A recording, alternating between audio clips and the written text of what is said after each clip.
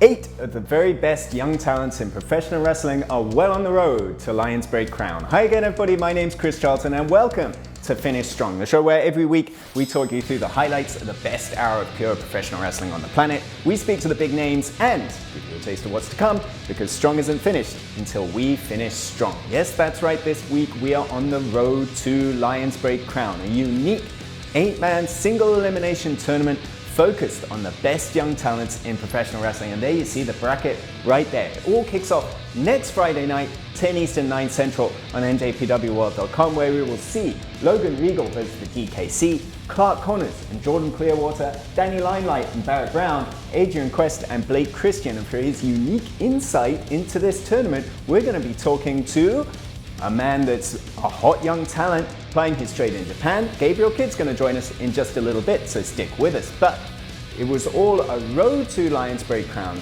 this week on NJPW Strong, and that meant it all kicked off with a hot tag team preview. We had the brackets go up against each other, and you saw everything that makes this tournament so unique and so exciting. You got that mix of pure striking ability, of power, of grappling, of submission work, and some high flying as well. But it was all Logan Regal that picked up the win tonight. Now, is that a sign of things to come? We're going to find out over the coming weeks.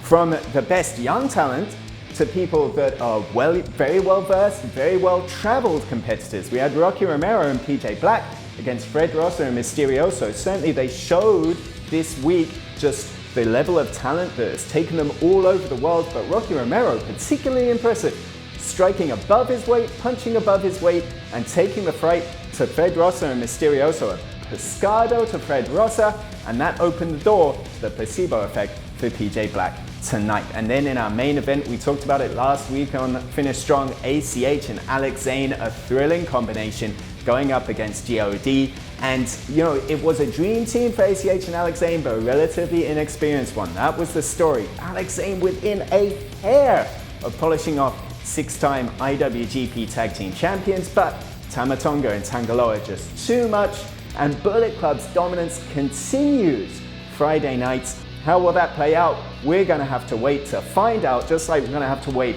one more week to find out about Lion's Break Crown. And joining me to talk about Lion's Break Crown and much, much more things going on in Japan as well, Gabe Kidd joins us right now on Finish Strong. One of the best young talents playing his trade in Japan right now, joining us all the way from the Noge Dojo. Gabe Kidd is here with us. Thanks for being on Finish Strong. Hey, what's up?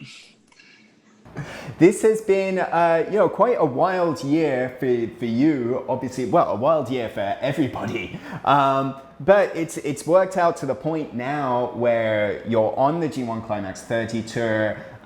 It's you and Yota Tsuji and Yuya who are doing battle every night over the coming month here on NJPW World. How are you taking that? How's that preparation going? Because it's almost tougher than the guys in the G1. You guys are on every single night. I'm treating this series as a Young Lions Cup. This to me is equally as important, because this is a chance for me to show how good I have been saying I am, and it's a chance for me to put myself on the map. And that's at Uemura and Tsuji's expense. So I just hope they've been training as hard as I have. So this week on Finish Strong, obviously we've been talking about the Lion's Break Crown tournament that's coming up. And, you yourself, through all this craziness that is 2020, it brought you an opportunity earlier on this year to be in the New Japan Cup over here. So you must know how it feels to be in that position, to be in that single elimination tournament mindset. What do you think's going through those guys' minds right now? Well, I think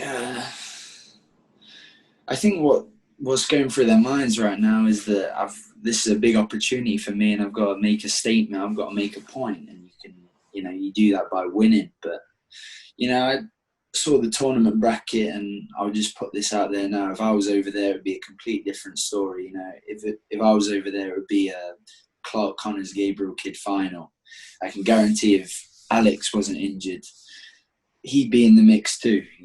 But I think they should be. This is the biggest opportunity of some of their young careers. Okay, so you alluded to it there, and obviously, LA Dojo team, you're on the team there, so you're picking Clark Connors from that left side of the bracket. And when you've had those weekly FaceTime chats, has Clark let on anything in terms of what he's been working on to get ready for this tournament? Clark's got a fire under him, and he's been sending me some videos, and like just the way he talks about like professional wrestling now, just he's hungry, man. And he's been saying he's been working on his submissions a lot, his leg submissions and arm bars. So I think he's just going to be, whoever's against him, I think it's just dangerous for them. Whether that's, I think I'm going to say this now. Clark Connors is the guy this year, and he's winning that cup. It's as simple as that. I don't look at that. There's nobody else in that tournament where I think, they could win it. And that's no disrespect to those guys, because, they're all talented. I've been watching the Strong show, and, they're great. But one of the biggest things I've learned since coming here is that there's a huge difference between indie wrestling and New Japan. This is the big time. This is the big leagues, you know what I mean? So, I think Clark's dangerous. He's going to come in strong, and I think he's just going to win the whole thing. You look at that right side of the bracket, particularly where there's lots of guys with a name for themselves on the independent circuit, guys like Daniel Limelight, Barrett Brown, who's been on the scene for a long time, Blake Christian, a really sort of hot name in independent circles, AJ Crest as well. Who out of that right side of the bracket appeals to you? Well, like you say, on the indies, all accomplished, and, some of them have been in the game for a long time. I know Adrian Quest has been training with TJP for a long time, maybe going back like 12 years. But someone who sticks out to me on that right side would be Barrett Brown. That dude, he was at the original LA Dojo camps. Every time we have a camp, he comes back, and, he's hungry. And when you have that hunger under your belly, it's hard to stop someone that's so motivated. And like speaking to him, I know how motivated he is. And, I think he could be a real threat. All right, can't wait to see it. Thanks, Gabe Kid, for joining us, and good luck through the G1 Tour. Thank you very much. Cheers, Chris.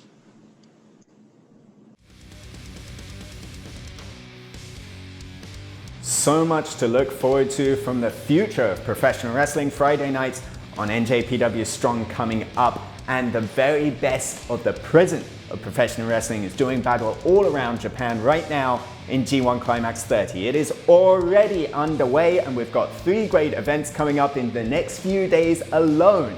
Hiroshi Tanahashi will take on Tetsuya Naito in Osaka Sunday, September 20th. Then we're on for a double header in Hokkaido. Kota Ibushi will take on Jay White, and Tetsuya Naito versus Zack Sabre Jr. Some thrilling main events, and the only way to watch all of that action live and on demand is on njpwworld.com, the king of sports streaming services. So that's it, we've finished strong for another week. I've been Chris Charlton, thanks to my guest, Gabe Kidd. Next week, Hikuleo will be giving his first interview since coming back to Friday nights on NJPW Strong. Do not miss a second of it. Until then, go kigenyo, sayonara.